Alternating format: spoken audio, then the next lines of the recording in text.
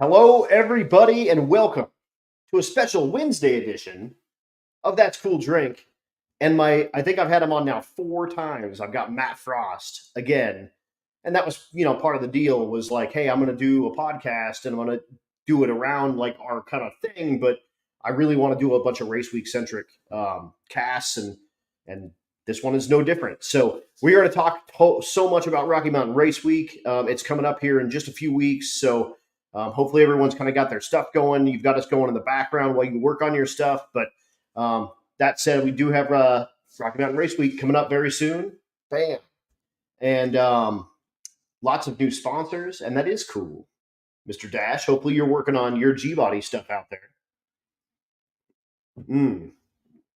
We're having trouble streaming to your destination. If you can't see me, go to a different destination and find me. It's all good. You can find me on YouTube, the Burntown YouTube channel. Are you guys going to be on Rocky Mountain Race Week? The Burndown Boys. Man, thank you guys so much for tuning in. But that said, let me do our little countdown. I'll bring on Matt, and we will talk Rocky Mountain Race Week all night long. Here we go.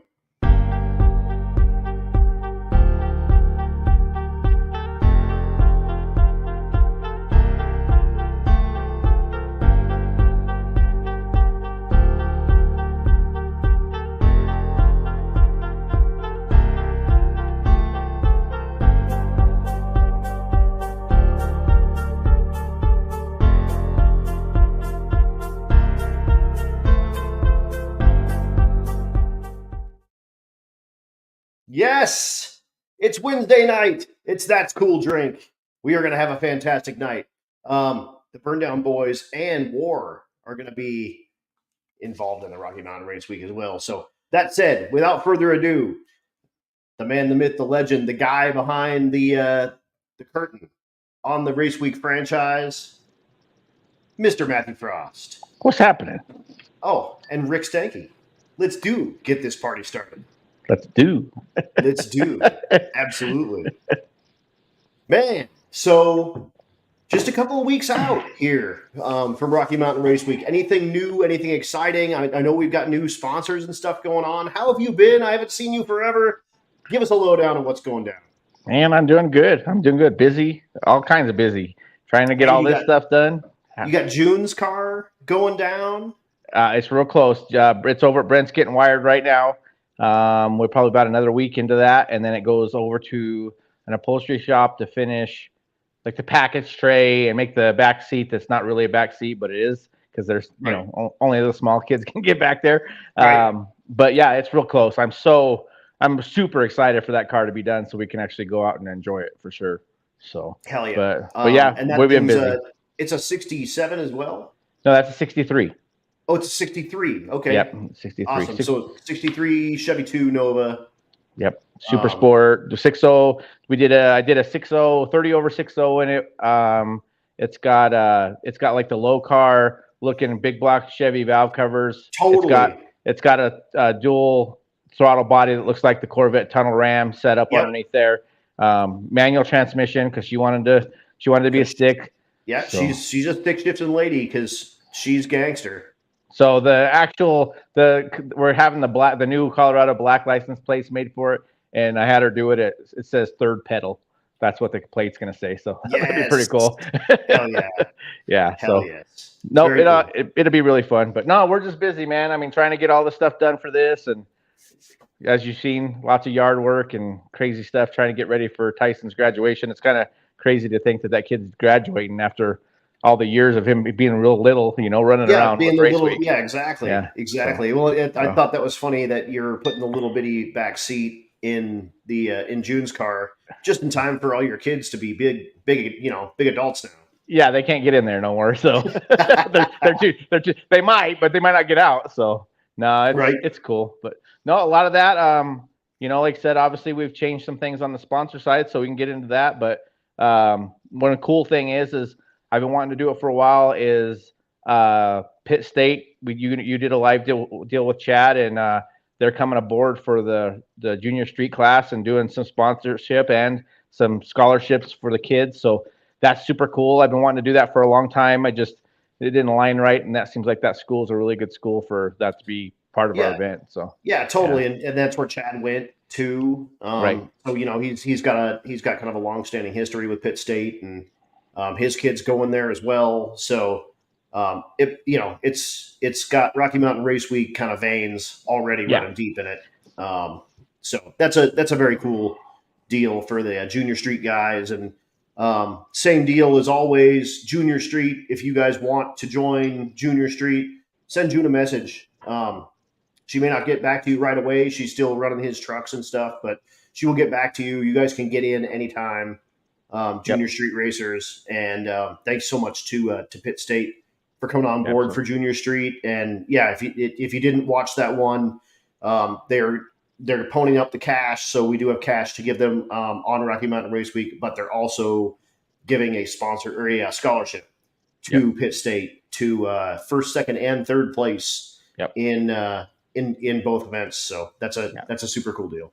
It is. It's really cool. And if you are going to have your kid do Junior Street, you just need to know, you guys, that's 13 through 16 is who can participate, and you have to make sure that they have their Junior Street license prior to coming to the event. It's going to be really hard. I mean, maybe if you have a couple of runs that you need to finish up, but I think the biggest part of that is just trying to get the paperwork part of it done. So if you can get all that done beforehand, that's probably your best bet.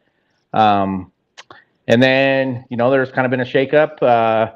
It's really cool to see how this is laid out. It's a little short notice, so trying to get all the logos and stuff changed is a big deal right now. That's one of our big things. We're trying to get the logo to look right and everything. But 1320 has been a great part of our event for a long period of time. They let us run their brand for many, many years, and they're just going a different direction as far as where they're trying to get their audience to focus on. So they can't necessarily be at all the race week events.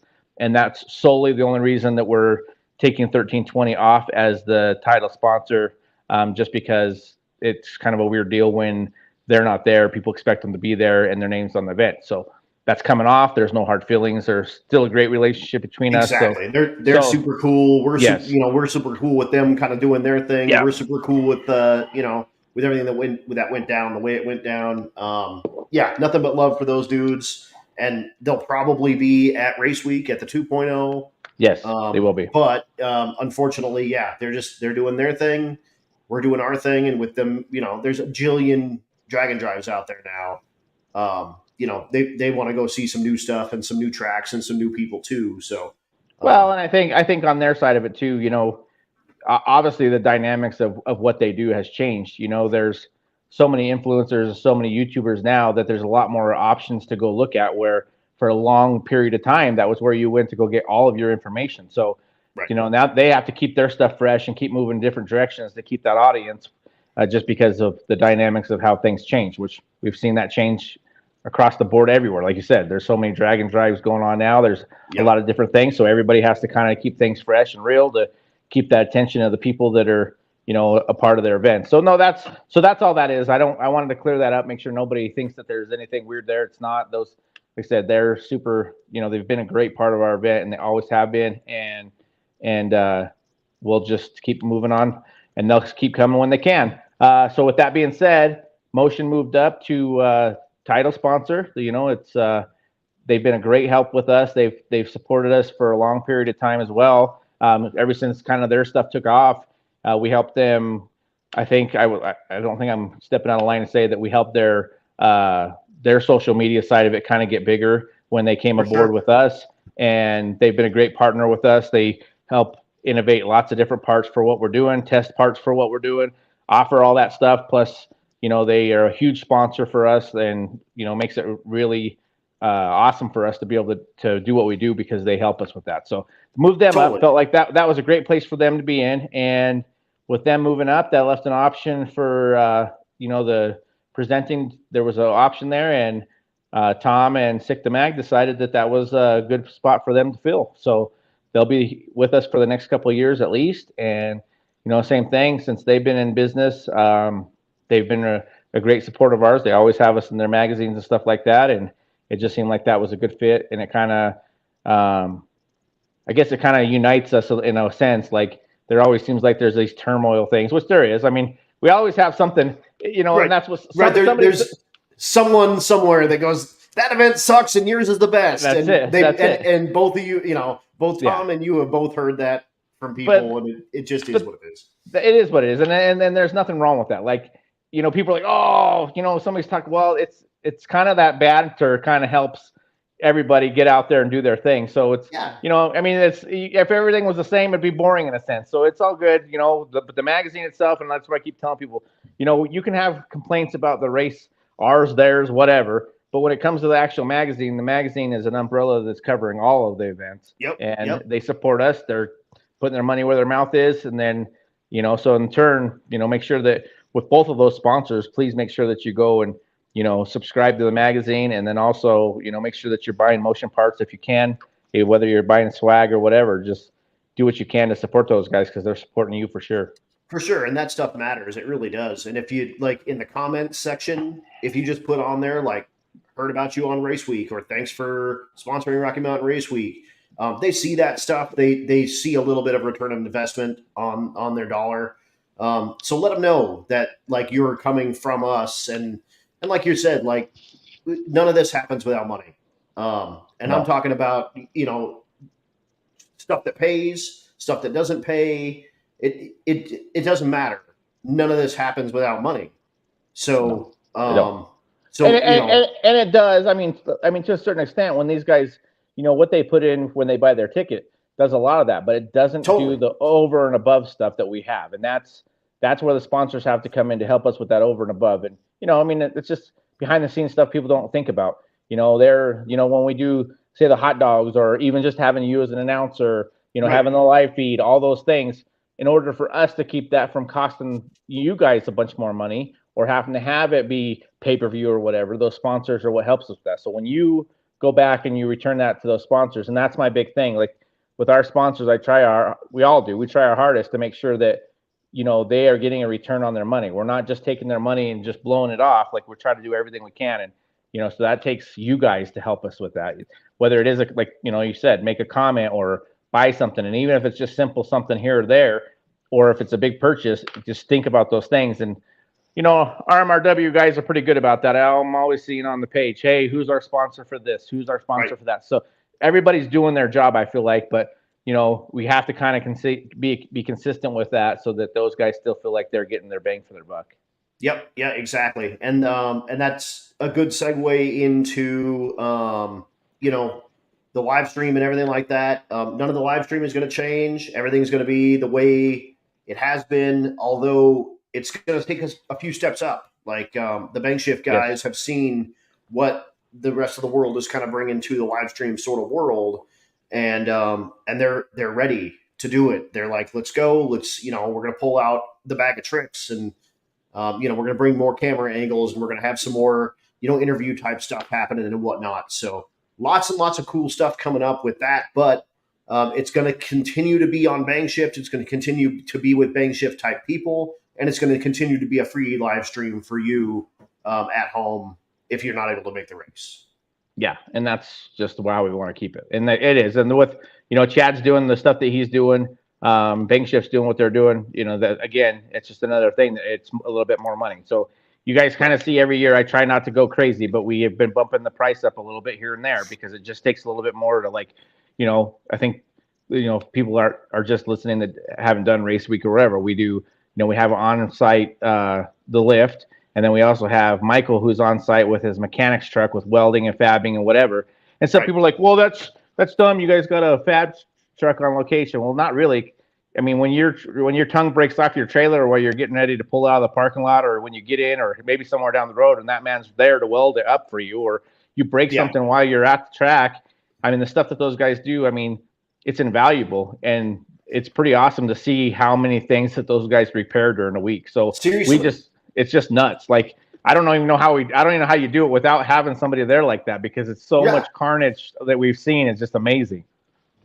Totally. And on-site security is another deal. So if you stay at the host hotels, there's a hired security on all of the Rocky Mountain Race Week and Race Week events. So there's a lot of stuff involved in the background of everything that happens here. So yes, make sure your sponsors know, like, fly that stuff proud. That's why we make you run the stickers on your car. Like, you have to.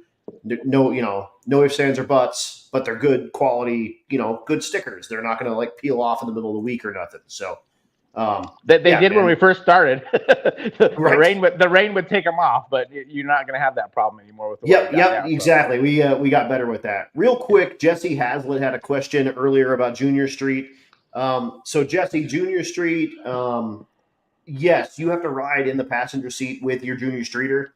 13 to 16-year-olds, you both need to have helmets, and your kid will need to get a license, and that can be done at any NHRA member track. You just have to have a ride that's slower than 9 flat. It's basically a streetcar. It has to not have wheel tubs, which is one of their weird like deals. So if it's got wheel tubs, you can't take your car in it or your kid in it.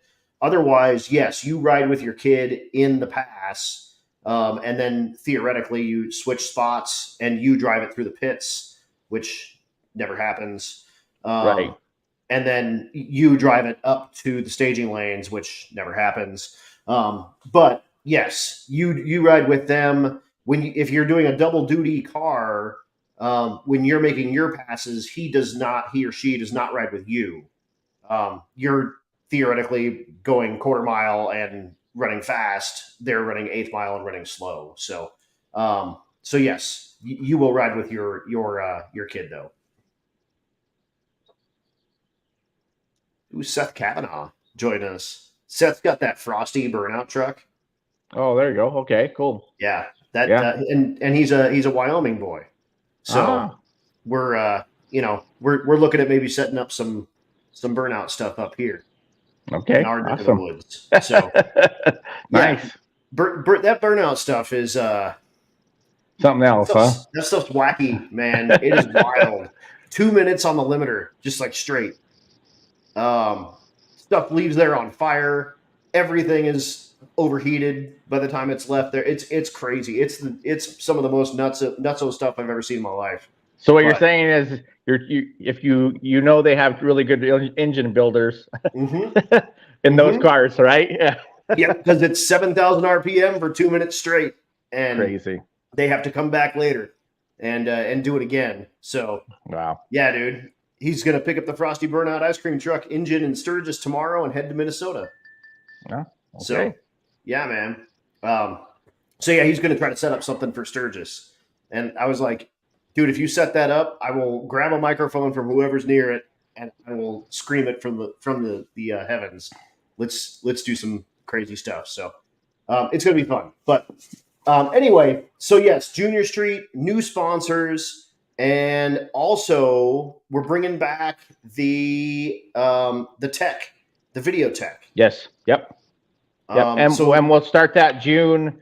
You can start sending those to me at June 1st would be a decent time to start that. So we'll run through what that looks like. Basically, you'll either probably text me is the easiest way to do it. Then there's Messenger and everything else, but my Facebook got screwed up and I got locked out of it. So now I have a new Facebook page. So it's kind of a weird deal. So if you haven't sent me messages on my old one, you're not getting me because I can't see any of my Messenger. So let's you're Matthew E. Frost now. Yeah. But so yes. So easiest way is going to be, my phone number, 970-488-0019, and we'll put it on there, everything when we get closer to June. But you basically are doing a video of your car. So here's how this goes. So if you've done a big drag and drive, like Six Summer, drag week obviously is after this, but Six Summer or the first one in January, Sick Week.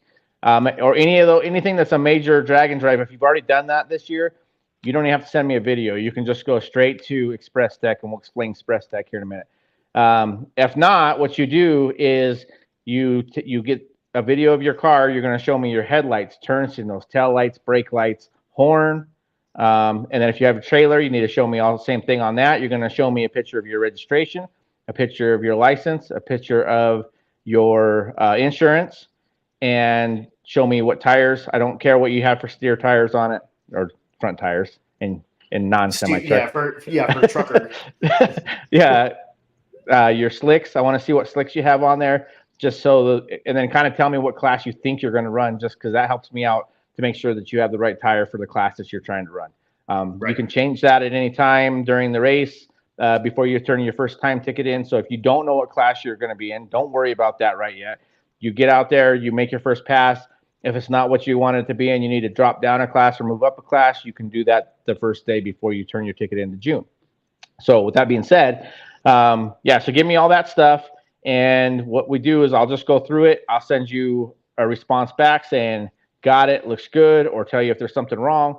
A good thing to do while you're doing that with me is show me that your brake or that your engine cut off on the back of the car. If you have a battery that's in the trunk or not in the stock location, make sure that the car's running. Show me that that shuts off. Show me that your belts are current and any of your safety gear that needs to be current, seat belts and such, because it's just a good way for you to go through it. And while you're showing me, and if I might catch it if there's something wrong. You're going to catch it when you go to look at it before you send it to me. So it's just a good way to get yourself prepared before you show up to the race. Totally. Yeah. And keep in mind, belts expire in June and in December. Those are the only 2 months that they expire. So they expire at the end of June. So if you have June 2024 belts, you're good for race week or for Rocky Mountain Race Week. And the helmets we got 2015 is good, correct? Correct. Yep. 2015 and newer helmets. Yeah. So if you have a 2010 helmet, you're no good. Gotcha. But if you have a 15 or newer, then you're good. And then if you've got like a really, really fancy helmet, they have different FIS specs and stuff, and you can argue with that if you're Joe Barry and you have a $1,000 helmet. Great.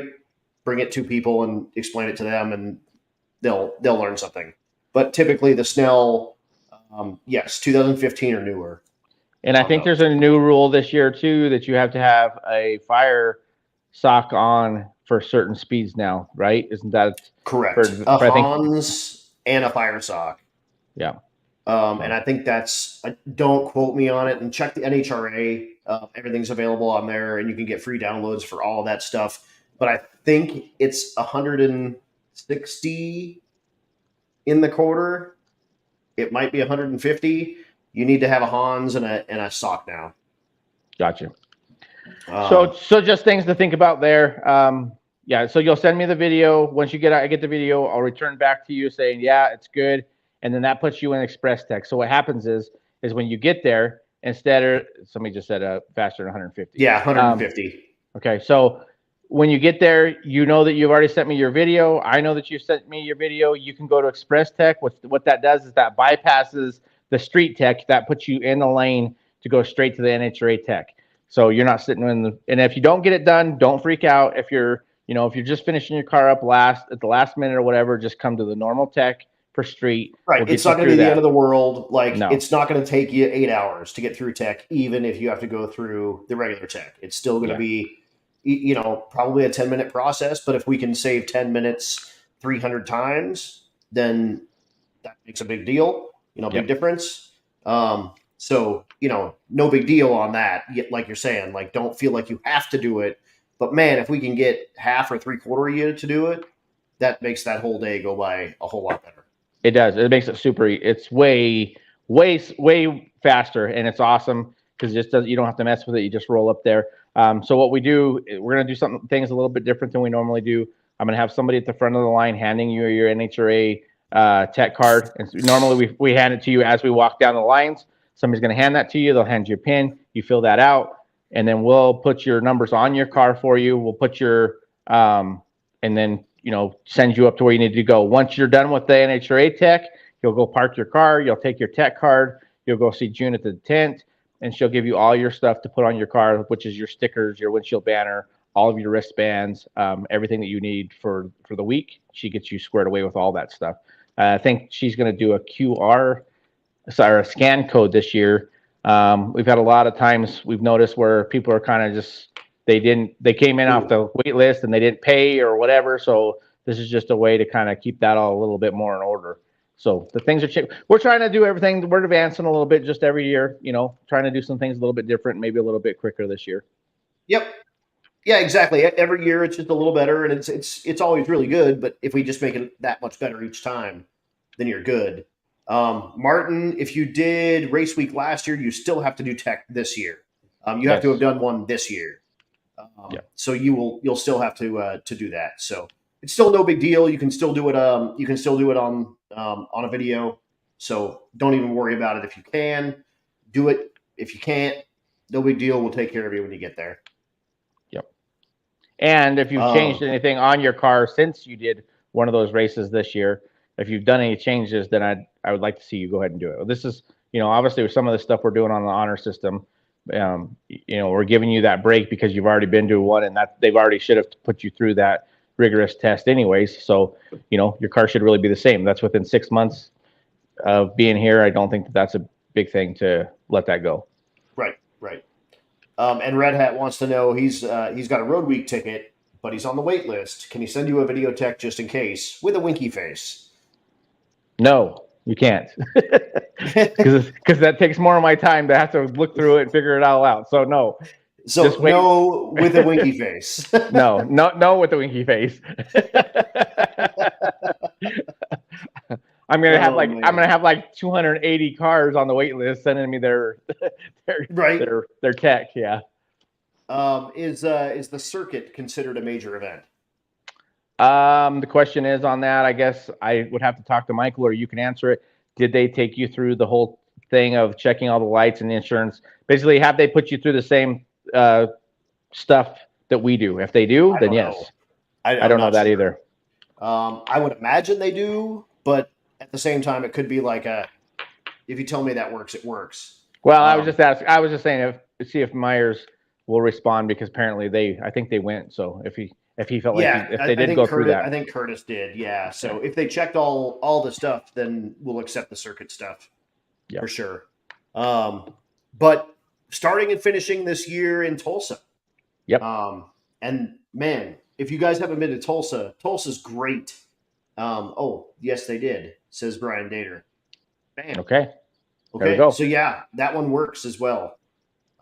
So if you were on the circuit, that one works. 6 Summer, which is like 2 weeks before Rocky Mountain Race Week, and Sick Week, I think, are going to be the year 3. So if you've been on one of those this calendar year, Express Tech.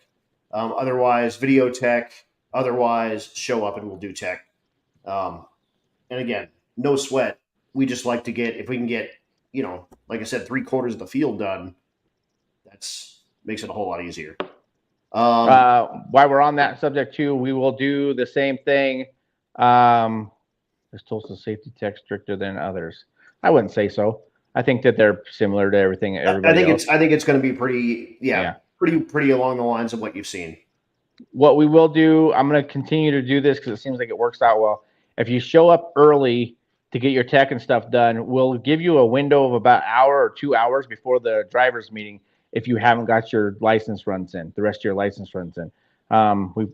We know that over the years we found that there's a lot of places where guys run that they don't have the ability to do their license runs there. So we've been given that opportunity it's going to cost you $25-$30 because we have to obviously, the staff starts earlier. You got an ambulance that has to be there or whatever. So we have to charge you for that, but we can get you in and you can get as many of those runs in as you can within that period of time. So make sure you get there a little bit earlier so that you're not at the back of the line. And then as soon as we can, we'll call you guys up to the lanes and have you run your license runs. Yep. Yeah. And we've done that in the past and it's worked out great. So if that's something that you are going to do or think you're going to do, make sure you let someone know, right? Just so we can kind of plan on that as well. There's just a lot of, if we end up with 100 cars that need to get licenses, that's going to be a different thing than if it's 10. Yeah. Typically we're looking at like 10 cars, so we need to know if that's going to happen, you need to let us know, because obviously if we end up with more than that, it's not really feasible for us to do that. So try to do everything you can wherever you're at to get it done ahead of time. Eric says, make sure you have gloves in Tulsa if you're running nitrous. They were busting people for that last time we were there. So you should have gloves anyways. And honestly, again, all this is on the NHRA website. You can get a PDF download. It's free. Or you can order the actual print paper rule book if you want one. If you want to actually flip through it, that stuff is all available. So and or call, if you can't figure it out there, call your track if it's an NHRA track and talk to them. Don't try to call me and Adam about it because I that's too much. I don't know. And what I don't want to do is give you wrong information and have you show up and get dinged for something. And then you'd be like, well, Adam told me. And the guys at Tulsa are going to say, Adam, who? What are you talking about?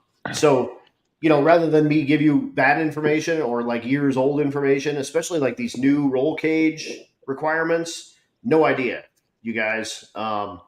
Figure it out. Yeah, now they're accepting bolt-in cages now. There's so many things. There's so many variety of cars that we deal with. It's hard for us to keep up with all those rules. There's no way we can do it. So it's just better for you to go to somebody that knows. Exactly. And there's a lot of tracks will allow you to bring your car on like a test and tune night and just get teched. Just check it out. Make sure the thing's good. You can have zero plans to make a pass down the racetrack. Just say, hey, I'm going to an event. Can you check out my car real quick? Yep.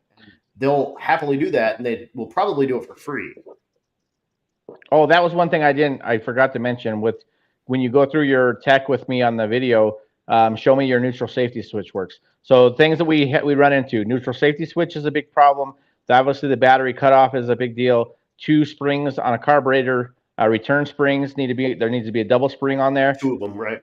There is definitely a gray area, and I don't even know what the answer is for a throttle body because technically that has its built-in spring, but I've also heard people say that it needs another spring. I don't know. I don't think that's the case because a stock car doesn't have that. So, but just know that definitely we know for 100% sure that if you got a carburetor on your car, you need to have 2 return springs. Right. Yep. Battery hold down and then catch can for, it's not for the radiator. Needs to be a catch can because a lot of guys end up not having that. And sometimes they frown if you just throw a bottle in there. So try to have the right one. And then, what did I can't remember off the top of my head. We do require a diaper or a pan. Didn't we say 850 or faster? Isn't that where we were at with it? 849 and faster. Okay. Yeah. Okay. So the 850 classes are exempt this year. You're probably going to need one next year. Is going to be my guess. Especially like the smaller tracks, they're wanting folks in single digits even to have diapers and stuff. So 3/8 bolts on your battery hold down. If you have moved your battery, that's a big one. Make sure your switch actually shuts your car off, like he was saying. It has to be running, and you have to hit the switch, and it has to turn it off. So the alternator wire needs to go on the other side of the switch, so it doesn't feed back and continue to make the car run. Those are big things that are easy to fix now, but check that stuff out. Also, steel valve stems. That's what I'd say. Steel valve stems. Yeah. Yep. And I think that's at $11.99 or $11.49. Check the NHRA rule book. Everything is in there. It tells you everything that you need to know. It's a little bit strange to read. You gotta kind of speak NHRAEs a little bit, but you can get through it. Like it's all good. And if you have questions, post questions. We can help find you stuff, but don't just like message me and ask me if stuff. I don't know, man. We'll get to the bottom of it.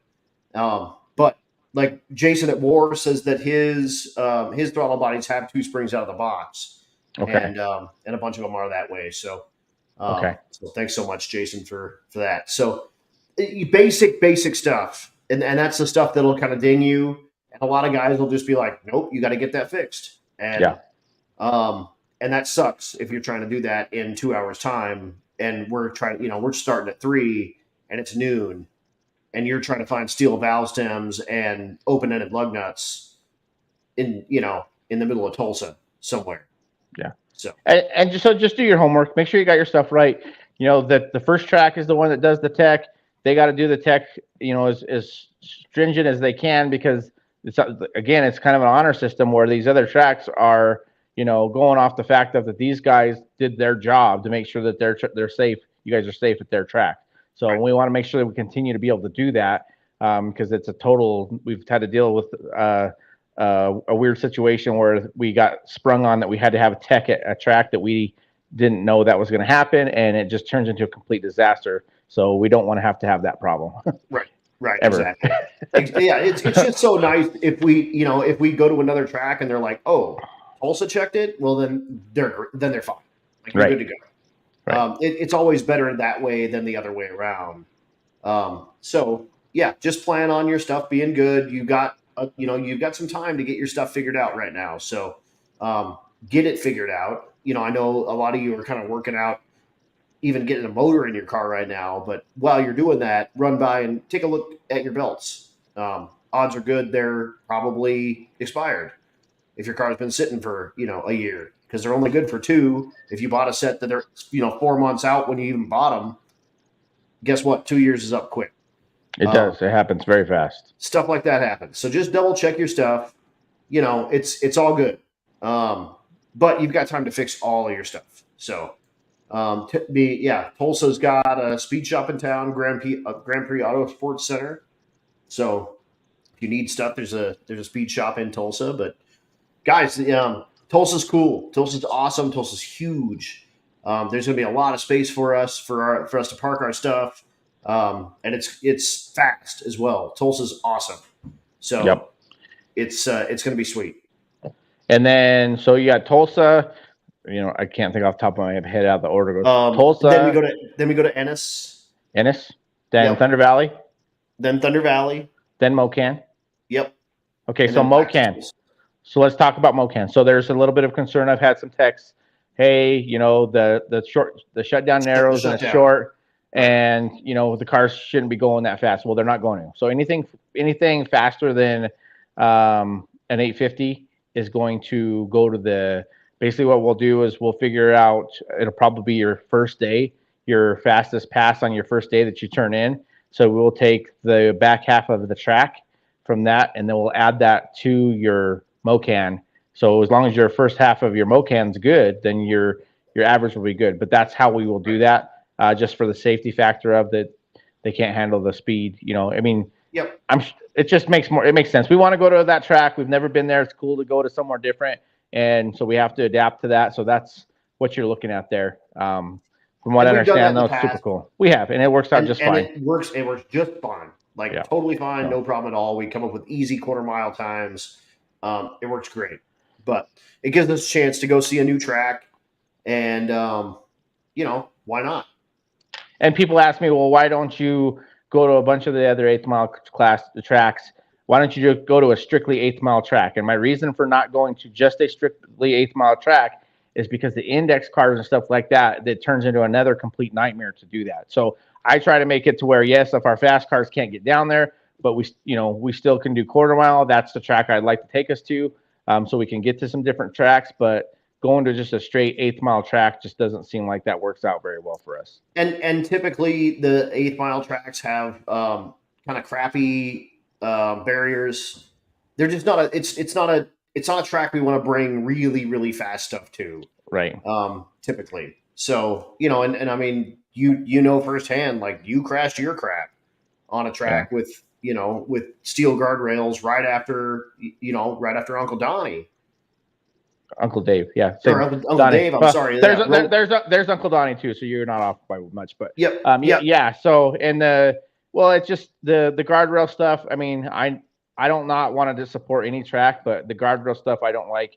And then you got to look at too. We have guys on bikes. Right. The guy on a bike gets upset and hits a guardrail instead of a wall, and there's probably going to be tore apart. So it's a different thing. Yeah, it's just, I mean, I've looked at some of these, there's some and they're fine. Some of them have where it has the barrier, the guardrail, it actually is 3 runs down, right? So there's no space in between there. That's a different story. Like you hit that's not going to tear you up. But when you have space between there and then there's posts, and then, that's gets you. Yeah. And I've watched some of these tracks with the guardrail. A guy hits the guardrail. I know for a fact, for the one that I actually got into a wreck on, it laid the guardrail over. They go over there with a tractor and they pick it up and drop it right back in the hole. The post could be busted or whatever. Like to me, that isn't to where I want to send you guys. I want to make sure that we're doing it in a way that if something happens, unfortunately, we've had a few accidents on race week, and we want you to be as safe as possible. Right, exactly. So yeah, I mean, we've done that in the past. It's no big deal. It works out really, really good actually. So So 850 and quicker, or 849 and quicker, I guess, is going to run 8th mile. Or is it going to be the 850 classes too? Yeah, I think we'll just stop it. Well, I think it'd be 850 would be your stopping point. So the 850 class, I think, can go, and then anything faster than that has to go 8th mile. Okay. So that 849 and quicker, you're going to need to. Yeah, we'll figure it out. Kind of, and then exactly day of we get there and things are awesome. We'll make a change, but and yeah, John says guardrails turning the launch ramp, so that's 100% true. So we try as much as we possibly can to have concrete, like legit concrete barriers on all the tracks that we send you guys to. It's for everyone's benefit. It just really is. So, real quick, Nick Ball says, "Sweet hat, Adam. Bandimere Speedway still has their competitive threads open. It is in the main area of the building, and I don't know how much longer they're going to have it open for. Like maybe 2 months, maybe one. The fuel store is shutting down in June or July or something like that. So if you want Bandimere stuff, cruise to Bandimere. Matt's going to go make a note to go cruise to Bandimere. I'm going to go shut my sprinklers off. I'll be right back, but I can still talk.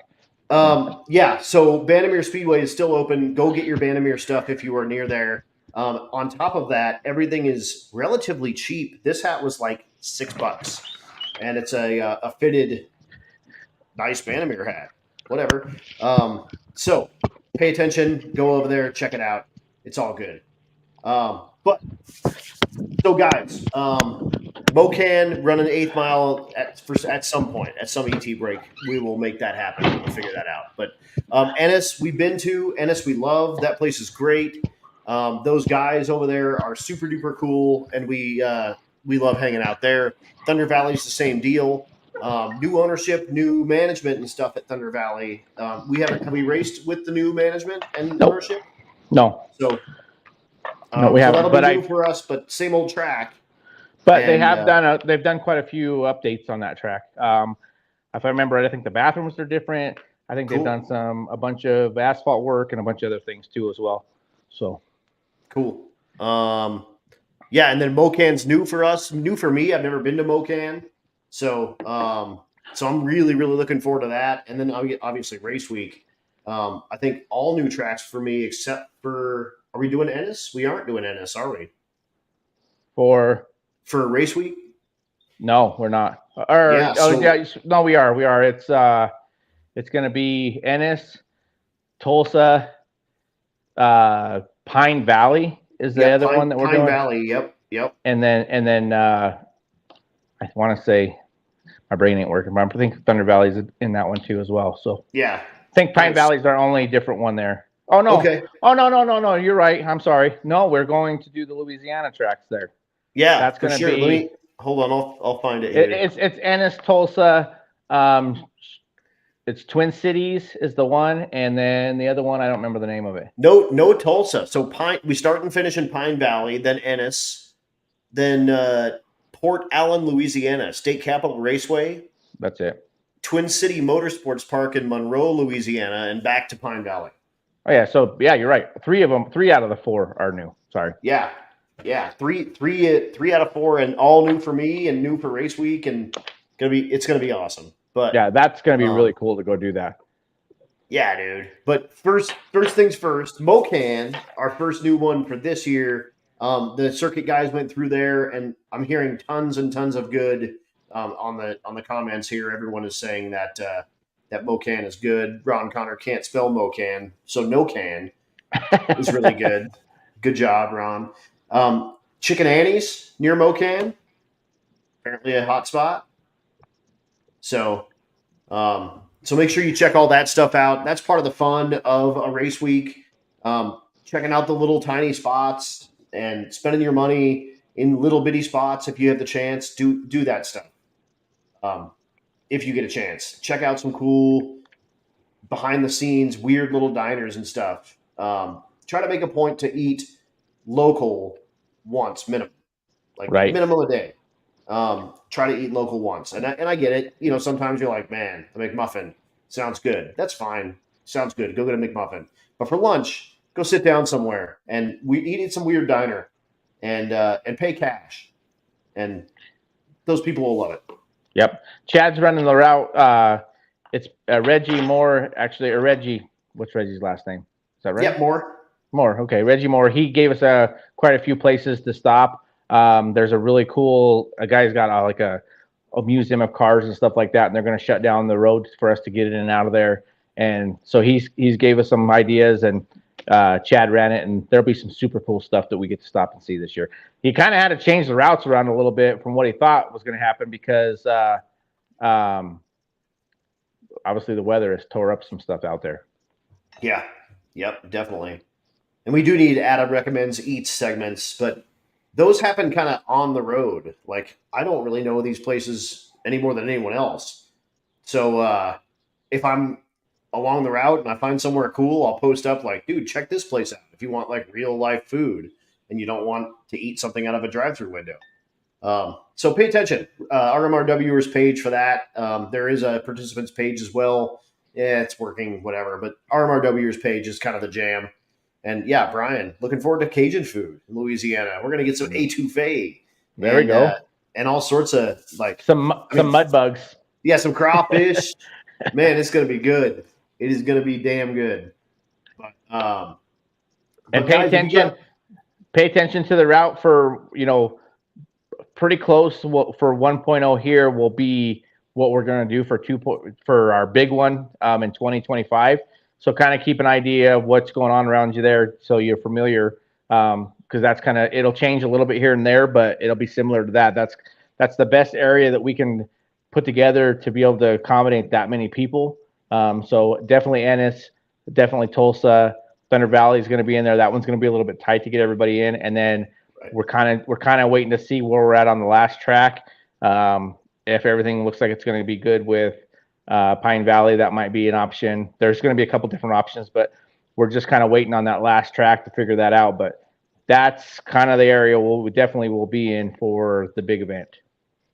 And Jesse was asking for the heads-up shootout, do passes you turn in qualify or any pass during the week? And it's passes you turn in.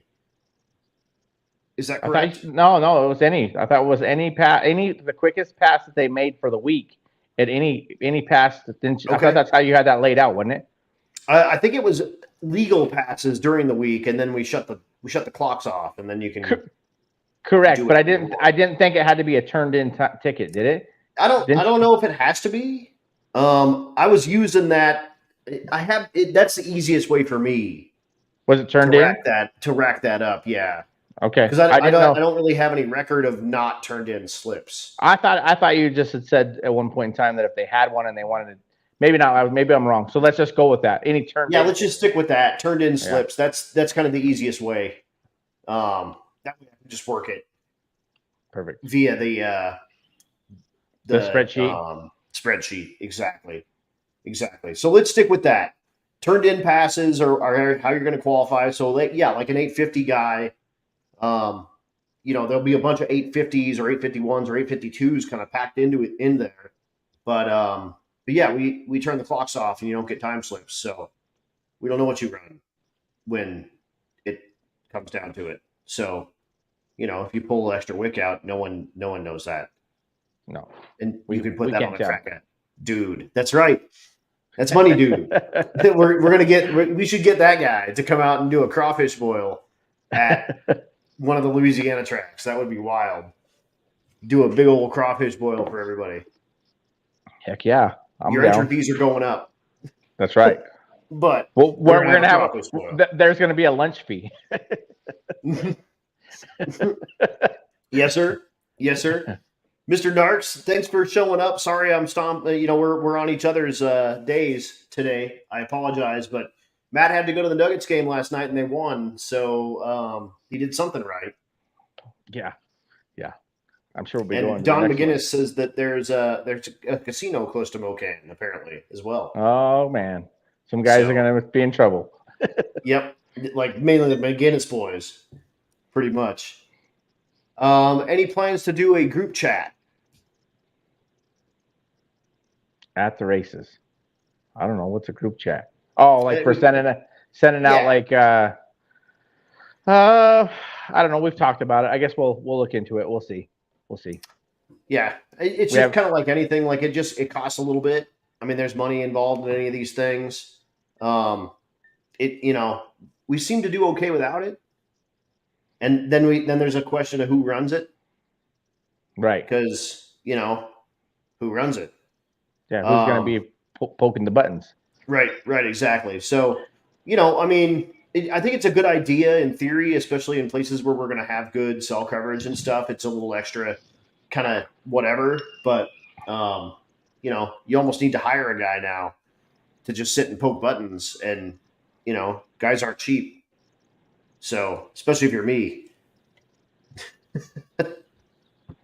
Yeah, we don't need to add to the cost of Adam by making him poke more buttons. Yeah, exactly. And like John says, the RMRWers page works pretty good.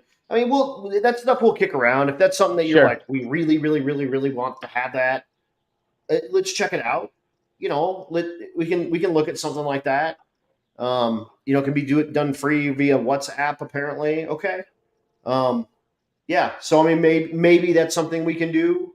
I know NMRA and NMCA do that as well, but the race director has stuff that he does. So like as I'm announcing, the race director is doing stuff, and I kind of am the race director. We don't really have like a race director.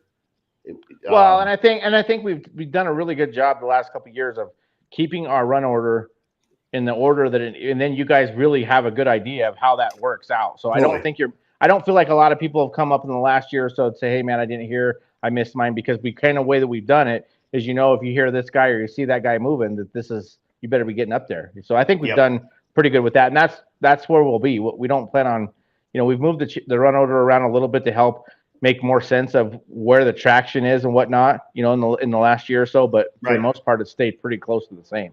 Yeah. And big shout out to Ron Connor, who's watching, for a ton of help with that. He brings years and years and years of experience to this that we never knew and would have continued doing stuff wrong. So Ron's awesome and a big help for us as well. John Gilman, Tulsa is the track with the time slip app.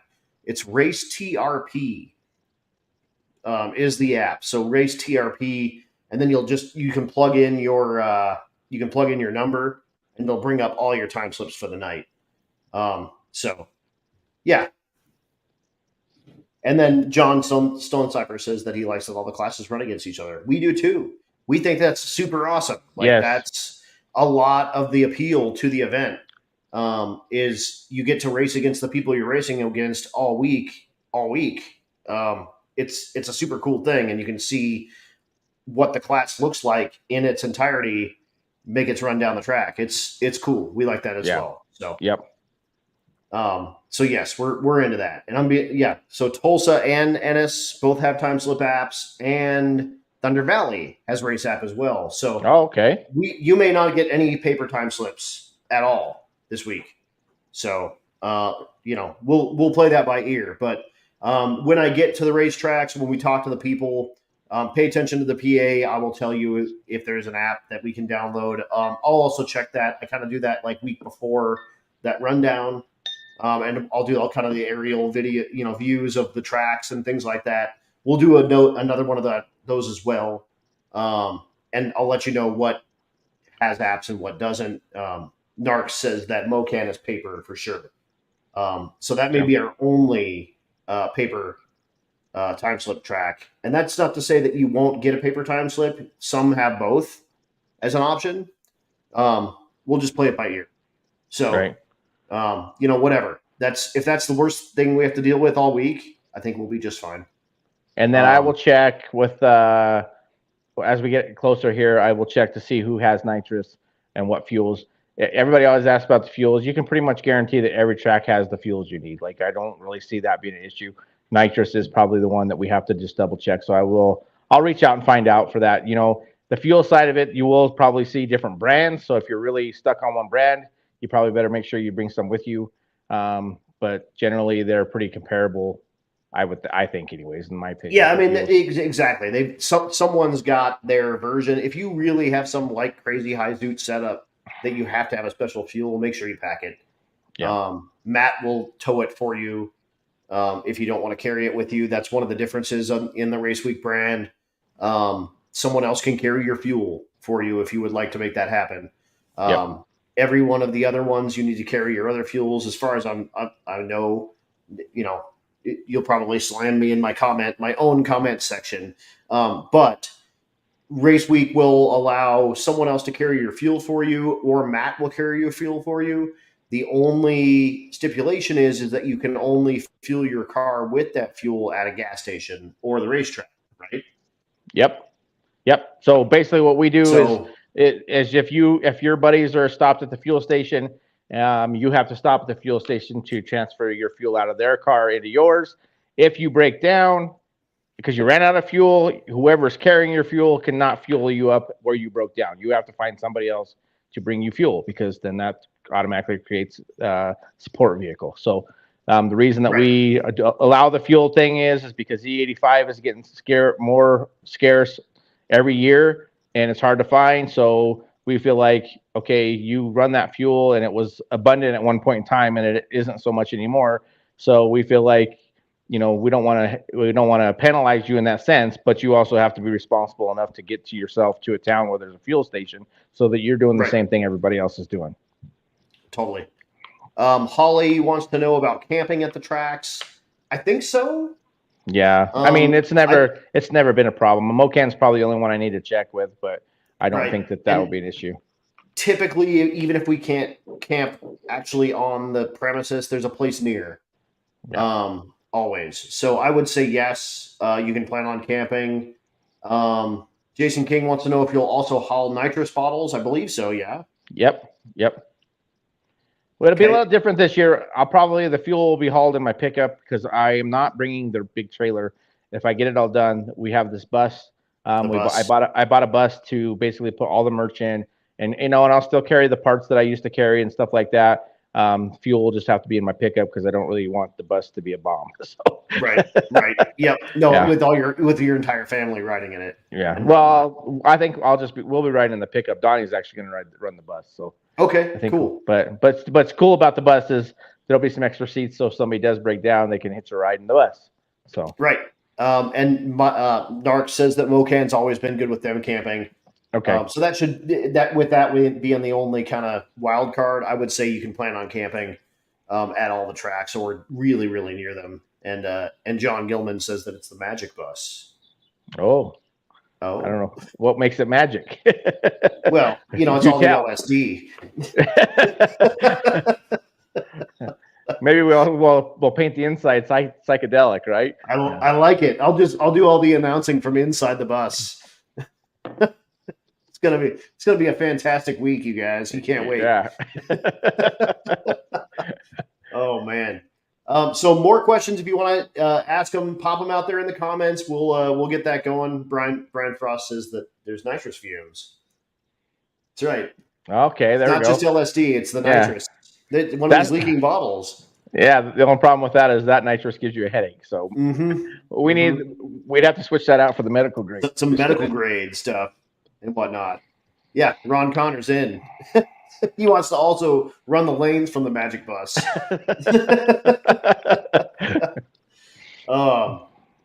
We do have Ron back. Yeah. This year as well. So so Ron is, you'll see him out there wrangling, it's like herding cats out there. Plus he gets to watch his family race. So that's, a win-win for that guy. So we'll have Ron back. We'll have we're going to have Brian as well, right? I believe. Yep. So your dynamic duo in the lanes, running the lanes for you, is back. Which helps me greatly, because that's a long day for me to try to do that and do everything else. Oh yeah, so I'm really happy to have them back. Yeah, we've watched that happen, and that's not been the most fun week ever. Nah, but it works good though. I mean, what was really nice this last year was pretty good, because we've with what Ron has put into place and with the run order and everything that you guys have done, it made it really easy for me to step in there and make that, to be able to do that. So other than it just was a long day for me to do everything, but I'm really happy to have him back. And, we always love seeing Ron anyways, see him at the front of the lanes. for sure. I don't know if the Chill Trailer dudes are going to make it back.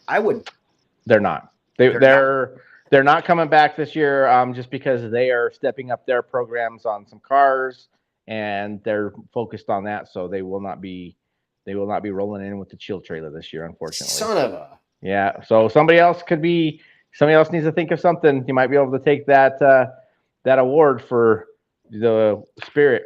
The spirit of race week. Exactly. Yep. Opens up the door for some folks. Ooh. Shane. Hey, Shane. Who's not allowed to crash a motorcycle anymore on race weeks. Asked if veterans participate. Do they get in both events? Do they get to choose AM or PM for 25? Ooh. Well, you're only going to be able. I don't know. Well, I mean, yeah, I guess. Because you'll have sign up. You can't sign up for both of them, but you can sign up for whichever one because you'll have access. Like you said, you'll be able to do. You'll get early entry on both, but you only get to choose one. So that's up to you. Yes. Exactly. So just choose whichever one you want for 25. Yep. That's a good segue. Let's talk about Rocky Mountain Mega Week. Is what I've dubbed it. Mega Week. I like it. It's Rocky Mountain Mega Week. That's awesome. We're doing two at once, basically. So Rocky Mountain Race Week will be in the morning. Race Week will be in the afternoon. And we do a full day of racing and then a full day of driving for 2025. And it's going to be insane and psycho. And talk about that a little bit. Yes. So, had to figure out what to do for that 10th anniversary. And I'm like, let's just do it. We'll have the biggest Dragon Drive in the history of Dragon Drive. And I was thinking about it, and I thought about, for years, I'm like, well, we can start some of them at one end, at a different track, and the other over here. But that was going to be tough to coordinate, and it wouldn't be cool for me because I wouldn't be able to hang out with everybody. So I was like, well, this makes perfect sense. The way that our culture of our event, the way it works, because you have your veterans on both ends of it, and I'm like, this makes perfect sense because they already know what they're doing. You're still going to get some newbie, quite a few newbies. So a bunch of newbies, honestly. Yes. 25 is going to be the year. Yes, if you've been trying to get in. But it's going to be super cool because you already know. So I'm like, well, heck, we just do A group, which is, Rocky Mountain, and we do B group, which is Race Week, and everybody kind of comes in. You're going to come in. You'll have a class where you all kind of hang out together and somewhere in the middle of that, and you might be able to cruise with your buddy if he gets done. Say the guys in the A group, their last runs are at 3:00, and the guy in B group, he only makes one run and he wants to hit the road. Well, then you guys can travel together and go on your way, or you can just do your own thing. But at the end, what we want to do is we're basically looking at the what would be normally be a drive day. You'll come back in, and then we're going to have a huge party. Like everybody always says, well, you don't have enough time to hang out or whatever with everybody. You don't get to spend time with each other. So that whole day is just going to be, we don't have it all ironed out yet, but just say probably from noon until the evening or whatever. I want to do a big vendors area, and then we're going to do, we're going to try to do a deal where we cater it and feed you guys. We'll do the awards for, it'll be kind of a little bit different than what we normally do because the break the beam thing probably will have to be me breaking them as you come through the gate or whatever, but we'll do all of the awards for the classes and the averages and stuff on that, say, Friday. I think how that lays out. It'll be on Friday. Okay. And then we have everybody hangs out. We do our awards, have a great party. And then the following day, everybody comes together and you have the biggest shootout. And the shootout's going to be both groups all combined together. The payouts are going to be double. And it's just going to be all out. It's going to be nuts. Nuts, yes. It's going to be nuts. Super cool. Yeah. It's going to be cool. Yeah. And the veteran thing is going to stay in place. So Rocky Mountain Race Week 24 veterans are going to have access to that AM class for Mega Week. And then Race Week veterans are going to have access to that PM class at Mega Week. And then again, since we have so many people that do both,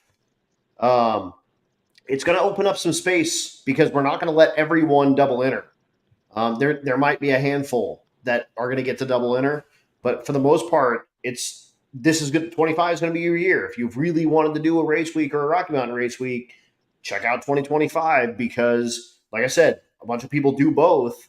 We're not going to allow them to do both. There's going to be some open spots. So it's going to be really, like John Gilman says, it's really going to be the new Catalina wine mixer. It really is. It's the Catalina wine mixer. That's right. It's the MFN Catalina wine mixer. Yeah. And it's gonna be gangster. And the shootout all linked together is going to be the creme de la creme. It's going to be sweet.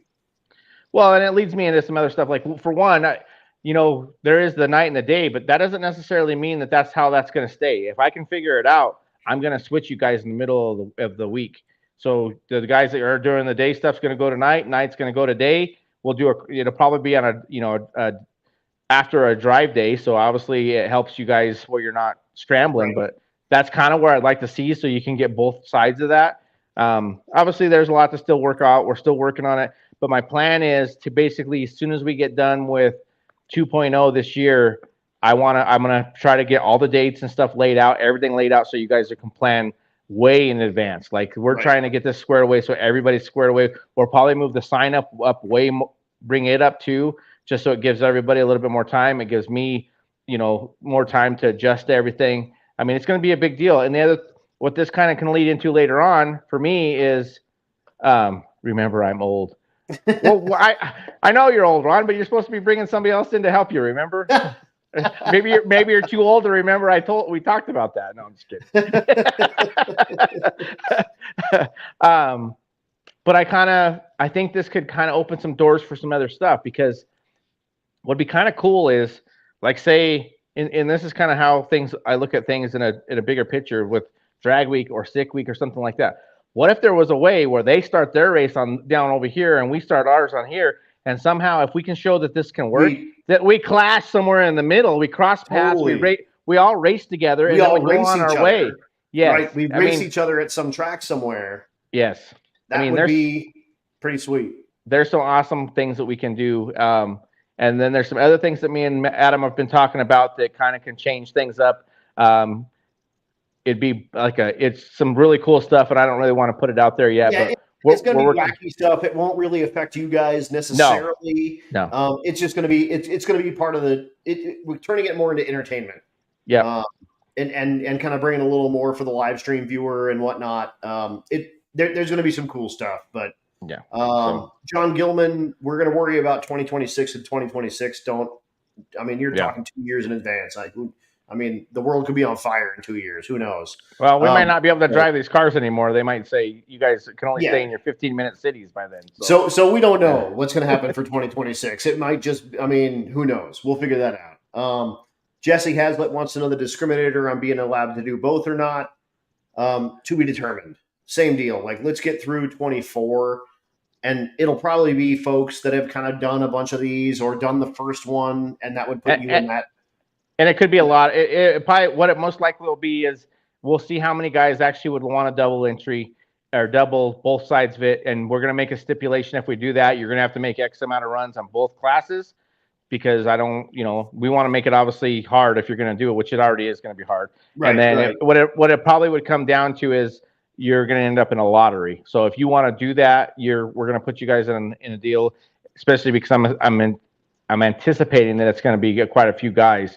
So, if it's 10 or so, whatever, we'll let you in. Probably won't, make anybody jump through any hoops. But if it's more than that, then we'll end up doing a lottery and have to do a pick. Yeah, that's what I'm thinking is going to happen. And who knows what that number is going to be? If it's 10 or if it's if it's 20 or who knows? Like, it's all sort of out there. You gotta realize it's going to be a different thing for you guys to race both. Imagine you need to get to the racetrack at 8 a.m. You have a 12-hour drive that happens here, where we have 12-hour drives, and you don't leave the racetrack till 11 p.m. You're not. When are you going to sleep? So pay attention. Like, it's a thing. It's going to be a hard thing for someone to do, both of them. And I think a lot of people are going to be like, hell yeah, until they really think about it. Like, oh crap. Wait a second. I might die doing this, like, for real. So we'll figure out what that is. It's probably not going to be, unlimited cars and stuff like that. It'll be, probably more of the slower type cars and guys that are, that have been around and done it a handful of times, and we feel confident can do it and whatnot. So, well, and there's even logistics that go along with that too. Like, I mean, it's easy to figure out on the fast cars because but like when you start talking about index and stuff like that, like how does that play in? So there's still a lot of things we have to think about on that side of it to make that work. Are we putting all of you guys in a class? Or maybe, maybe what it is maybe you just still have your average from one of your classes, but there's some other award because you were the Iron Man and you made it through all of it. That's probably where that would end up coming into play, because then we're not fighting to try to figure out how to make all these other little things work. Right. Or maybe you can't run in 2 index classes. Okay, right. Yeah. You have to run one in index and one other class. Right. So that's what those are the things we have. I like that. Yeah. But if your car can't run in any of the other classes except for index, like one is an index class, and then the other one has to not be. Yeah. So, like I said, there's things we have to kind of look at, but that's kind of the idea of it. We'll figure it out. Yeah. We'll figure it out, and that's a lot of the same kind of thing. Like there's a lot. You're talking step 100. We're on step 4. Right.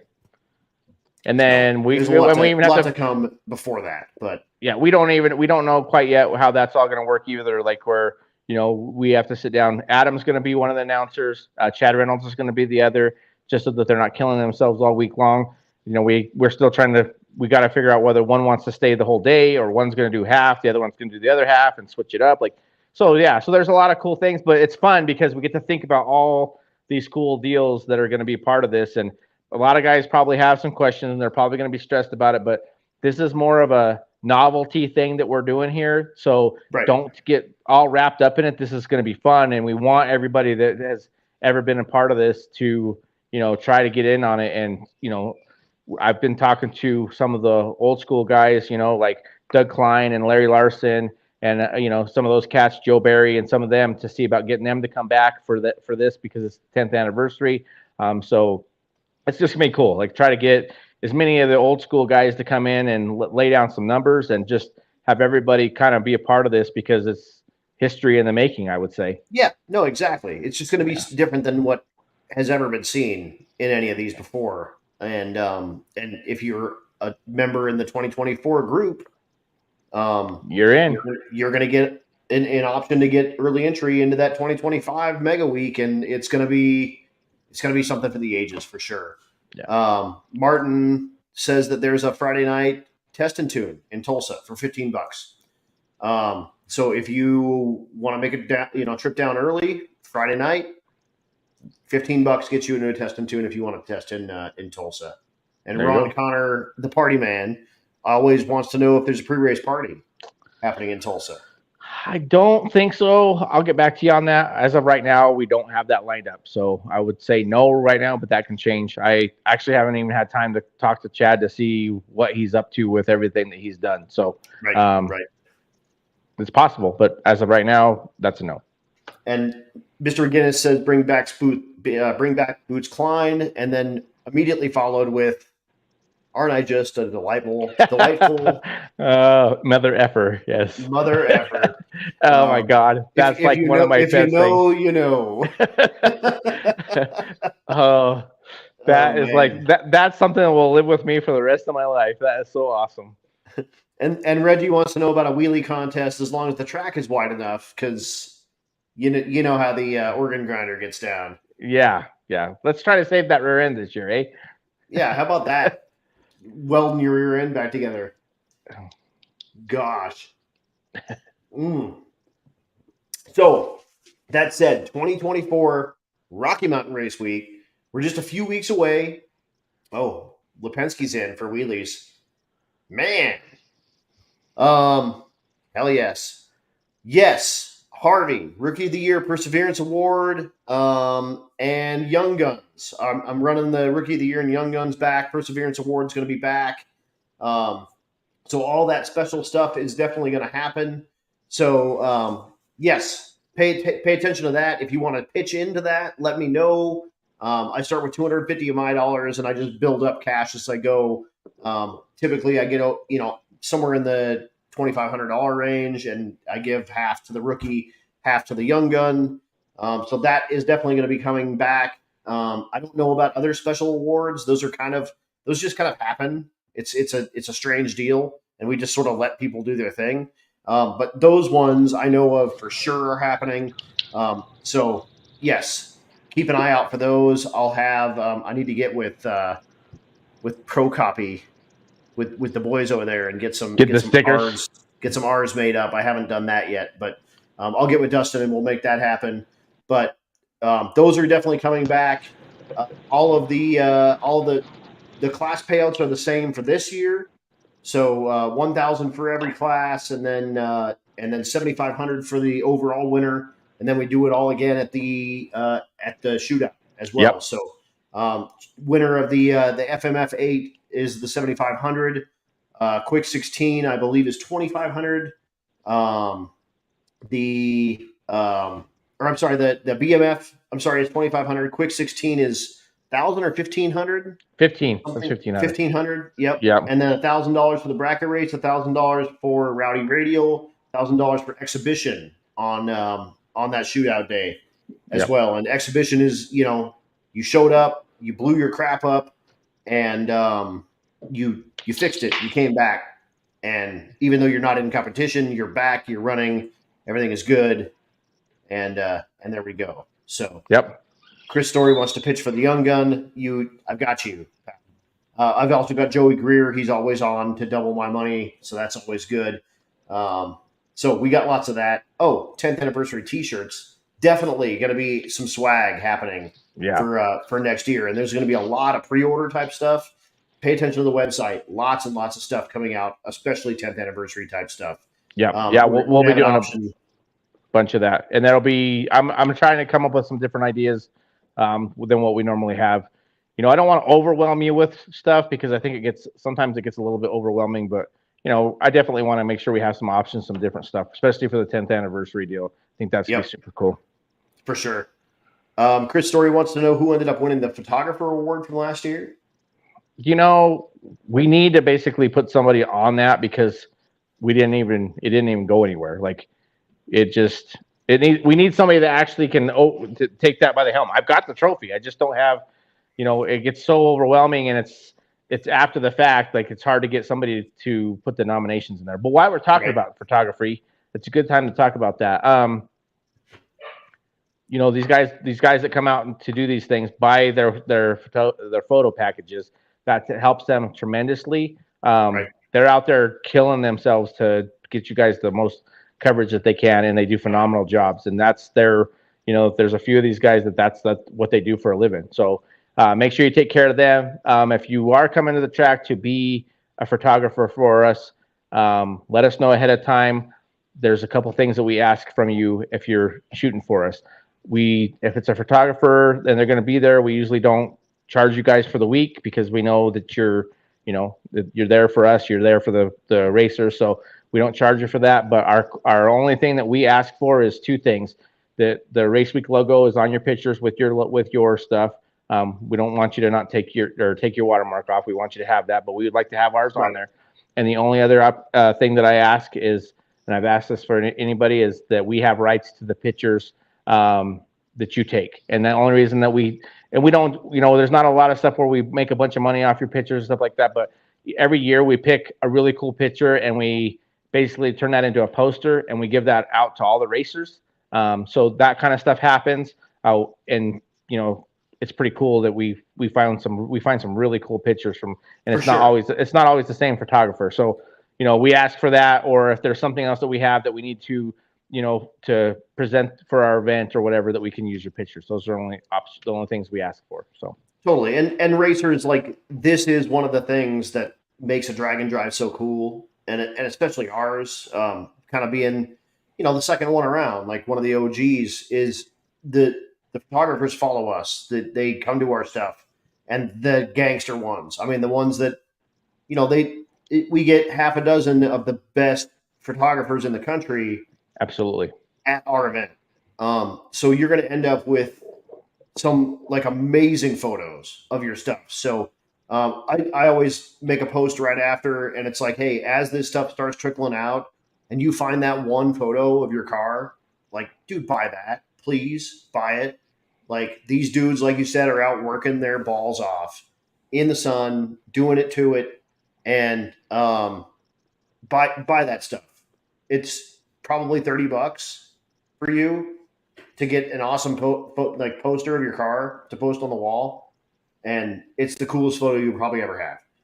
So check that stuff out. But that said, hold on. We have a couple. Oh, so Skyla's still going to be doing nail painting, and they're doing Wicked Chicks. I know the chat is bringing back Wicked Chick stuff. So Wicked Chicks will be happening as well. So if Skyla wants to paint your fingernail pink, you better let her do that. Yeah. Pat wants to know about the wording for the rules in the average bike class, and if you'd come up with something for that. Nope. I didn't know that it needed to be addressed. So all right, send me a message and tell me what we need to do, because I don't know. So. And Jonathan says there's upgraded turtles for 24 as well. So nice. Jonathan will be bringing back the slowest NA small block and big block awards, and you have to finish the event to win that award. But they're turtles and they're super cool. So the slowest finishing NA small block and big block from Jonathan Stonecipher. So thanks so much to him with the gas. Yep. This gas chamber Nova. Are you bringing that thing back? Is my question. Oh, John Gilman says yay turtles. He's got 2 of them. I think that's another thing. Like, that's what's so cool about what we do, with Race Week. It's a family event, and it's the crazy thing is a lot of our sponsors and a lot of our trophies and awards and stuff, it's all made within people who are here and involved with our sport, with what we're doing with Race Week. So it's really cool because it's all and we have our big sponsors that we really appreciate and they take care of us, but we have so many small guys out there that just help make this happen, and they've come up with their own ideas of presenting us, a trophy and whatnot, and that's what makes it unique. We encourage those things. Now, if you do it, then that just means you're stuck doing it every year, because if that's the part that you can't get out of it. You're gonna be doing it. Yeah, but it's just that's what's really cool about this is the ideas that come, and then the people who come every year and they put their own time and energy into this to make it great by making stuff just like Jonathan does. It's so cool. Yeah, and the Patriot Race Week is a deal that they'll be bringing back, and I get to give one of those away this year as well. So yeah, so that's gonna be a cool deal. The Rookie of the Year and the Young Gun of the Year, last year's winners pick this year's winners. So I'm out of it, which is great. I don't have to worry about it. It's on somebody else. I'll figure out who won those last year. I'm not totally sure. So that always happens kind of about this time. I'm like, oh no, who do I have to reach out to check out who did what and when and how and why? But that's totally out of my world. I just collect money and I hand out cash, and it's a very cool deal. So yes, all of these really cool, awesome awards will be coming out of the woodwork, and we'll see more of that kind of happening very soon. So pay attention to the RMRWers page. Lots and lots of that coming out on that as well, and other people that have. Brent was the rookie. Okay, so there you go. So lots more coming, and True Turtle is the Grom. Okay. And I've actually got the Slow Donovan Award this year as well. So if we get Donovan Leader and Linwood, yep, we're gonna heads up race them to a quarter mile, and I've got the Slow Donovan Award that I've been carrying around for like 6 months, and Stevie wants to get out of the shed, so I'm gonna give that to one of the Donovans, and that's gonna be very fun. So we'll have that going on, but.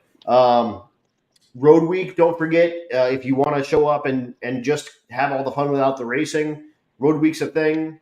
We can get you in on that anytime. You can buy tickets for that anytime as well. Also, no guarantees, but we try to get Road Weekers passes on the quarter mile as well. So if we've got kind of some slow time, and that typically tends to happen kind of end of the evening, middle of the week, kind of race days, 2, 3, 4, we have a chance to possibly get Road Week cars on the racetrack. So if you're bringing a Road Week car, make sure that you get it teched when we have that available for Road Week, and that may not be at the first track. That may be at the second track. We'll just kind of figure that out as we kind of make it through. But make sure you bring your helmet. If you plan on making passes and long pants. Yep. That those two will be at a minimum required for Road Weekers to make passes. If you have a quick Road Week car and you know your car is quick, make sure it passes for what it, how quick is it is. We've had a couple of like 11-second Road Week cars. And anyway, so that said, we will have a chance to possibly get you guys down the racetrack, but Road Week is all the fun, priority entry into the racetracks, special place for you to park as well. You get all the sticker packs, and you get shirts for up to 4 people. So it's a very, very cool deal. So make sure if you want to join and you're thinking like, man, this would be a very cool thing to check out, do it with Road Week. It'll get you a chance to check it out kind of firsthand and see how it works. And then on top of that, there's a ton of Road Week awards. And again, the Chill Trailer guys are not going to be there, so that opens up the Spirit award that they've won 2 years in a row now for Road Week, and that's a super cool deal that Chad helps put on with Nobody Else's Auto, and we do a lot for the Road Week type dudes as well. So join on that. That's kind of our idea. Power tour. You get to drive with all the people. You get to rub elbows with all the folks and whatnot, and you just get all the fun. And yeah, Spirit and Coolest Hot Rod basically is what your awards are. So. And Charles, there is a slow cutoff for Volvo wagons, and it's right where yours is, which is weird. It just keeps changing. So whatever yours runs is where the limit is, where you can't bring a slow Volvo. But no, hopefully we can bring Charles and everyone else out. And if you, like I said, if you're not currently signed up, don't just show up and hope that you're going to get in. Get on the wait list. When you show up to the event and you're on the wait list, make sure you get with the ladies and get on the live wait list. Yes. We start a new wait list when we get there. We basically, if you show up and you're like, hey, I have a car and a wad of money, will you let me come? Then you get on the live wait list. That's your way to get into the race, possibly, but there's no guarantee that that's going to happen. Because basically once we start traveling, then the wait list, the actual wait list goes out the window because it's trying to call and figure all that stuff out. So what happens is you show up, you just come out, you come to the tent, you put your name down on the list. Generally we do everything we can to make sure that happens for you, but very rarely does it happen. But I do have times where I have to turn people away because we just end up with too many cars. It's nothing personal. It's just how it goes. So. Totally. And if you've already signed up for race or for Road Week and you're not, or you've not signed up for Road Week, you can sign up right there. Yep. And you can go Road Week. It'll give you a real good chance to shake down your stuff and make sure it can do the drives, because the drives are the hard part. And you get to rub elbows with people and see what's going on. And it's all good. It's cool.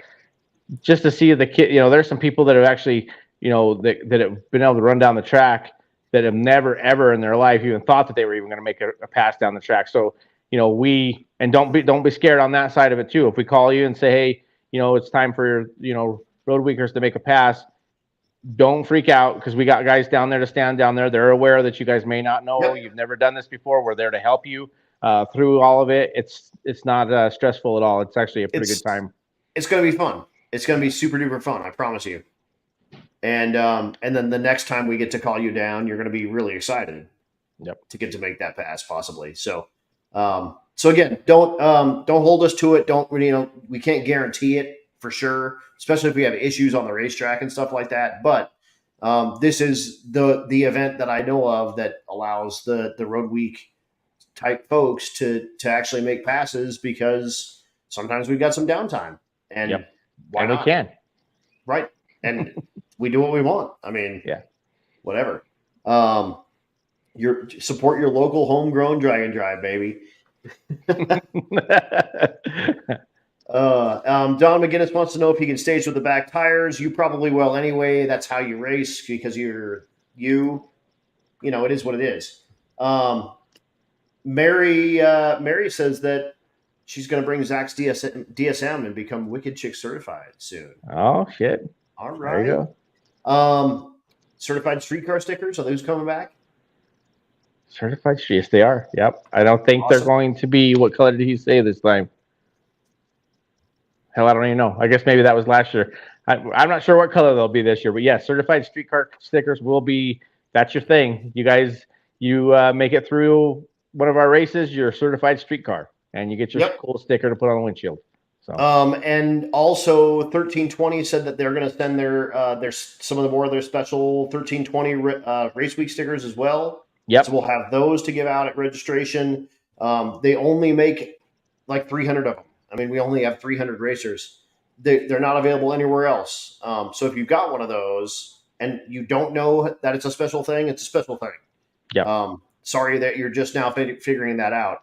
But you can't buy those anywhere. You can't get them from anywhere. They're just for Race Week and Rocky Mountain Race Week competitors. It's a special 1320 video sticker with a trailer burnout on it. In the past, it has been.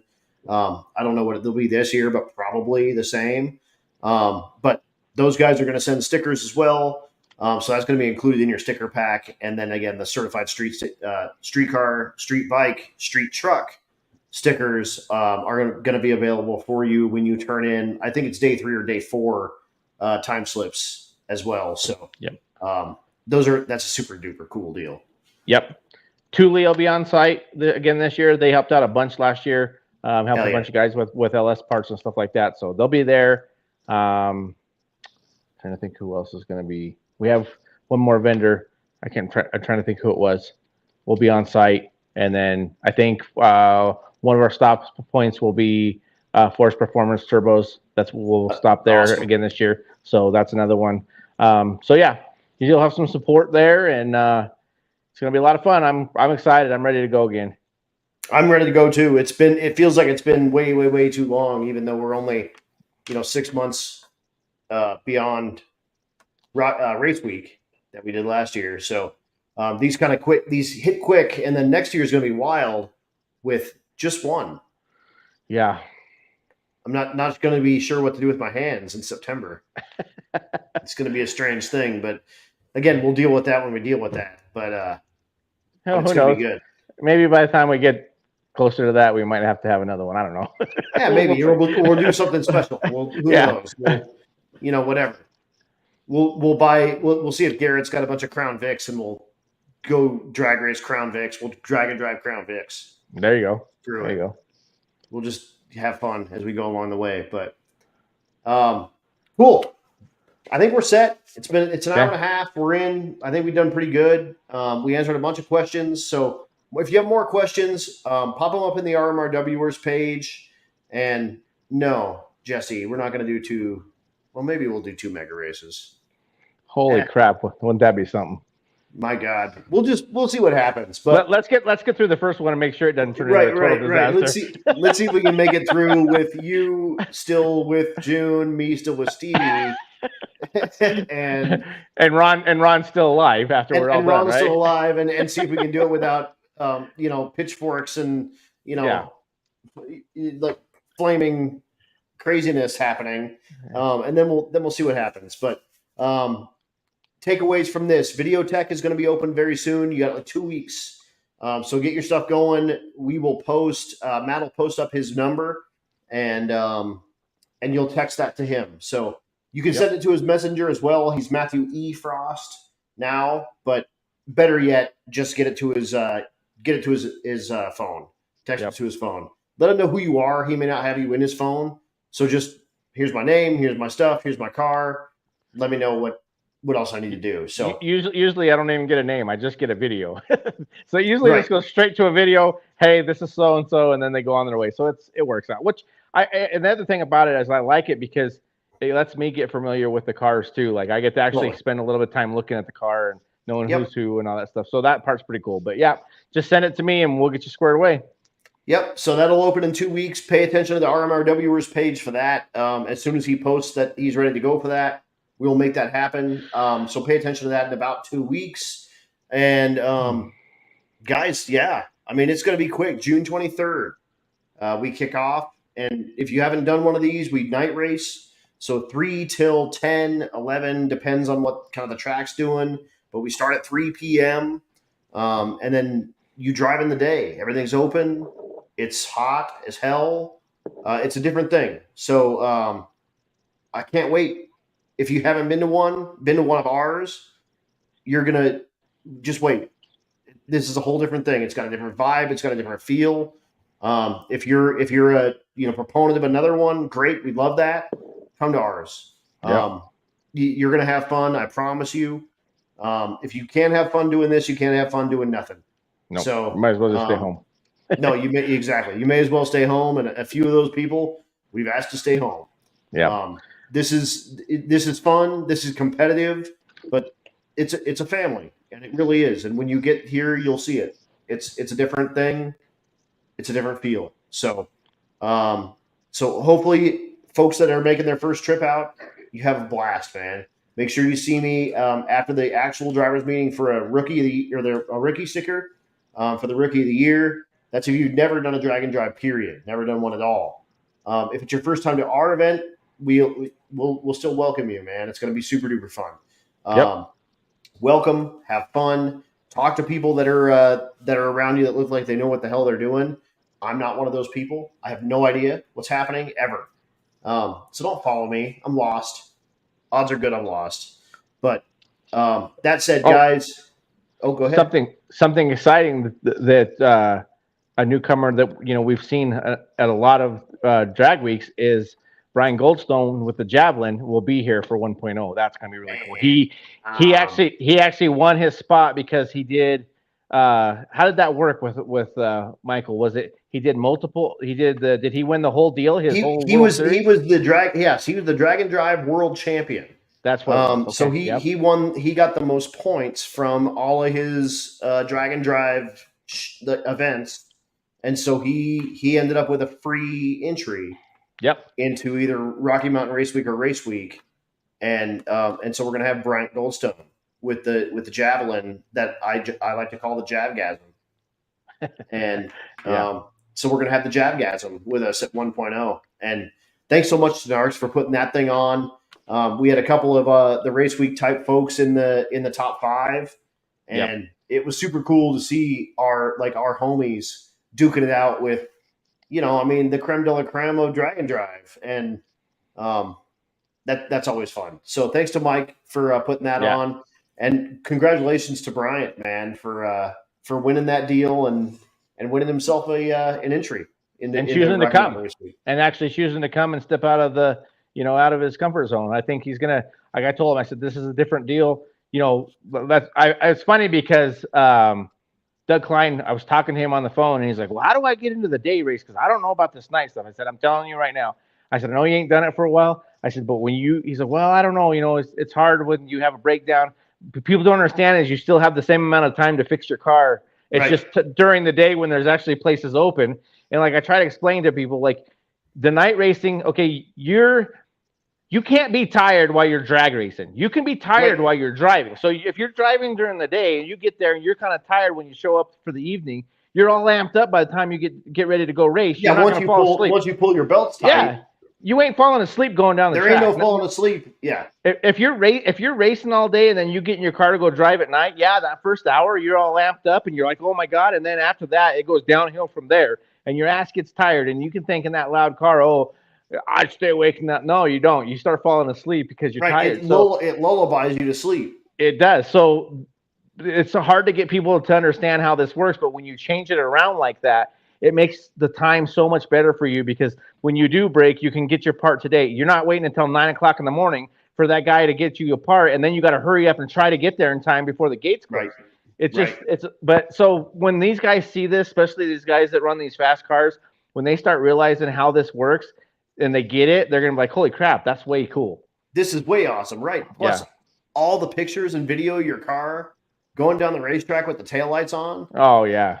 That's a different thing. Headlights and taillights on the racetrack is, it hits different.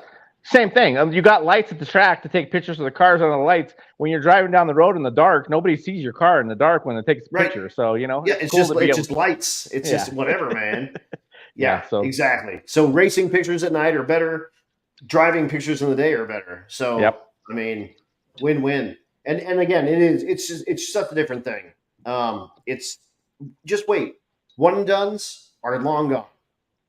Yeah. A lot of people will do one and dones, but for the most part, people are hanging out and they're racing all night. And they're waiting for that temperature to get down to right where they want it to be. Get down, and they're trying to run until the end of the night. And it's that's where the drama happens. It's really good. Plus, there's more attendance in the evening. Yeah. I mean, people get off of work and show up and come check it out. Well, and sunset pictures are amazing. They and are. Night racing is amazing. And you roll to your hotel after you're done. You get a good night's rest. You can get up early in the morning and you hit the road. You know, it's just you're not feeling like that pressure just changes on you when you do it this way. The pressure is not the same. It's a whole different thing, right? It's not I have to make this pass and get on the road or else. It's I have to make this pass and get back to my hotel so I can take a nap, even if it's just for a few hours, and then we can get up at 4 a.m. and start on our drive. Yep. And it's all good. And I mean, like Scott Guthrie says, like hotel, what's that? He's the hot the gasser dudes all doing their camping through the week, and they're awesome. And falling asleep to the sounds of people racing at the track is pretty amazing. It really is. And drinks in the hotel lot are weird at noon, better at midnight. There you go. That's awesome. That said, guys, I think we're going to call it. Matt, thanks so much, man. This has been fun. Again, the Cliff Notes Videotech, 2 weeks. Any questions, problems, concerns, anything, RMRWers page, put it on there. If you're not already a member of the RMRWers page, make yourself a member of the RMRWers page. Just answer the questions. I'll let you in. And then you can be, you can hang out with us and watch what's happening. So ask questions in there. Odds are good. If you have a question, this is my Army Adam coming through. Swallow your pride. Ask the question. Ask the question. Yep. We're not going to. A couple of us will probably belittle you for it. But their last names are McGinnis's, and so we just don't listen to those guys. So otherwise, we're going to answer your question. Somebody has the same question that you have, so ask it. We'll answer it, or we'll get you close to it. And get you close. The goal of this is not to put you out and screw you up. We want to help you. We want to get you to the finish. We want you to accomplish this goal, especially if you've never done it. Even if you've done 100 of these, we still want you to finish this one. That's always the goal when we start. Is we want to bring. If we could bring back 315 cars and start with 350 cars, we would do it every single time. That's part of the fun. Is searching out weird parts and keeping people on the road. But you can't win if you can't make it. You can't finish if you can't make it. So ask your questions. We'll do what we can to guide you in the right direction. So if you ask a stupid question, you'll get a smart ass answer, and that's the worst thing that happens. No big deal. Yeah. And let's do this again before we get to 2.0 when I actually remember what tracks we're going to. I've got it pulled up. It's already on here. We're good to go. Okay, perfect. We're all set. I can just guide you right in the right direction. But again, ask questions. Thanks so much, Matt, for coming on. A little bit of a race week, a Rocky Mountain race week, drivers meeting a little early, kind of info, kind of spit, and thanks to the new sponsors in new spots. Motion are now our title sponsor. So the Motion Raceworks Rocky Mountain Race Week coming up here very soon. And then presented by Sick the Magazine. Sick the Mag. Yep. Yeah. And if you haven't bought parts from Motion, they're the highest quality you can get. And if you haven't subscribed to the Sick the Magazine, you really should. It's not a magazine, it's a book, as Tom says. And the pictures in there and everything is pretty awesome, and to be able to have that on your coffee table is better than anything you can watch on the internet, in my opinion. So, and it's drag and drive centric. It's full color, cover to cover, and I mean, shit, I've been published in that magazine like 3 times. So that's awesome. Go me. And you've been published in the magazine. Yep. Absolutely. So it's Drag and Drive centric. They cover all of them. They love this stuff. They put their money where their mouth is, and they're proving it right now because they're the presenting sponsor and they pay for me. And hey, I like that. Awesome, man. Awesome, man. Well, thank you. Good catching up, and we will talk to you guys soon. Again, if you have any more questions, let us know. That said, episode 40, That's Cool Drink with Matt Frost. We are done. See you, buddy. Have a good night.